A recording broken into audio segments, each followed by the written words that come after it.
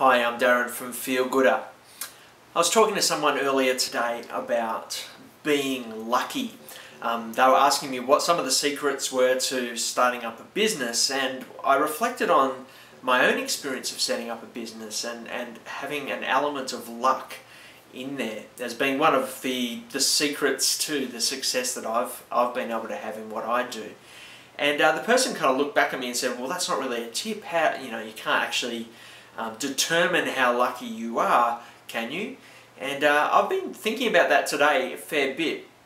And I actually think there are some things that you can do to increase the chances of being lucky, if you like. There is always an element of complete chance in some of the things, I guess, that happen to us in life, but there are also things that you can do to position yourself that will help you to perhaps capitalize upon the luck that comes your way. Let me explain this a little bit. The first thing I'd say in trying to determine how to be lucky is that it's really helpful to have done some thinking about what you actually want to happen to you. What is it that you want to achieve? What is it that you want to experience? You see, if you haven't actually identified the things that you want in your life, when the opportunities float by you, you may actually miss them. You may not actually be on the lookout for them because you actually haven't determined what it is that you want to happen.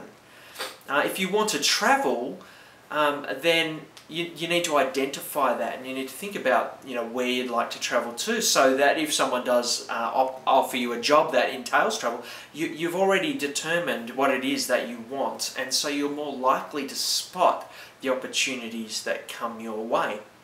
So know what you want is perhaps the first thing I would say. If you want to be more lucky, you need to have thought through some of those types of things. Once you know it, let other people know it as well. Let it be known the types of things that you want to achieve, that you want to experience. This way, as they go throughout their lives and they see opportunities in the way that as they go about their own lives, they're more likely to put one and one together and actually help you to spot opportunities for good things to happen to you. I've given this illustration before, but I used to collect football cards here in Australia. We have Australian rules footy, and as kids we collect these cards of the sports stars, of the football stars. And I remember always wanting to get a full set of Carlton football cards. Carlton's the team that I barrack for. And year after year I couldn't do it.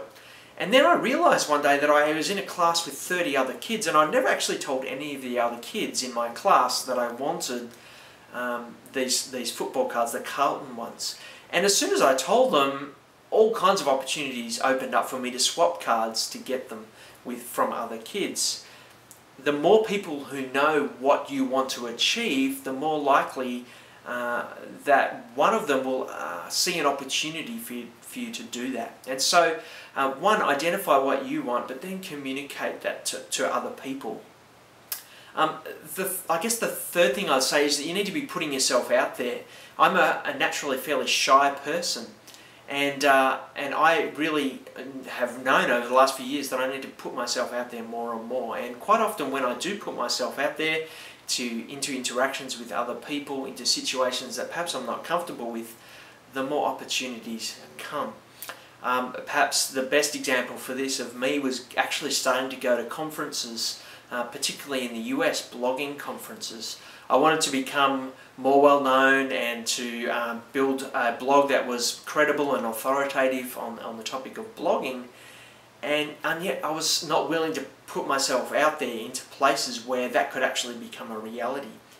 And so once I actually started to go to these conferences and stepped out of my own introverted comfort zone into those places, I put myself into a position where I met all kinds of wonderful people who have enabled me to do all kinds of wonderful things. And some of the things that I've been able to achieve over the last few years, I would say, they're lucky in some ways that I happened to meet the right people, but they weren't really lucky. I put myself in a position where I could meet that type of person. So one, know what you want to achieve. Two, let others know about it. And three, be willing to step out of your comfort zone and into new spaces. If we just exist in our own comfortable spaces, we're unlikely to come across anything new and any new opportunities to come our way. The fourth thing I'd say is you need to learn to be on the lookout for good things to happen to you. There's a certain optimism that I've noticed in many lucky people. They have a way of looking at life and seeing the opportunities, seeing the possibilities. Conversely, a lot of unlucky people that I've met sometimes have quite a negative view, and so opportunities come their way, they're actually critiquing the opportunities before they even look at the possibilities of them. And so I think there's some sort of a mindset that we need to go on there. We need to actually be people who are open to opportunities. Yes, do critique them. That's really important. You don't want to chase every opportunity that comes your way, but you need to be able to see the opportunities before you actually start to critique them.